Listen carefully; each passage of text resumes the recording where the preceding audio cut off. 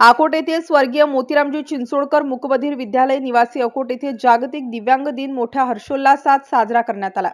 या प्रसंगी कार्यक्रमाचे प्रमुख पाहुणे म्हणून शाळा व्यवस्थापन समितीचे सदस्य दीपक रामकृष्ण हाडोळे यांच्या हस्ते दिव्यांग शिक्षणाच्या प्रणेत्या डॉक्टर हेलन केलर यांच्या प्रतिमेचे हार टाकून पूजन करण्यात आले।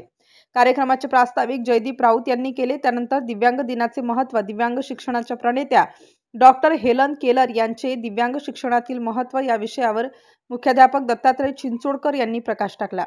कार्यक्रमाचे प्रमुख पाहुणे संस्थापक दामोदर चिंचोळकर यांनी दिव्यांगांची संस्था स्थापन करण्याचा उद्देश दिव्यांगांना सर्वसामान्य समाज प्रवाहात आणून त्यांच्यातील न्यूनगंड दूर व्हावा व त्यांना समाज प्रवाहात जगण्याची प्रेरणा मिळावी असे या प्रसंगी सांगितले। कार्यक्रमाचे संचालन नागरे सर यांनी केले तर आभार प्रदर्शन भागवत सर यांनी केले।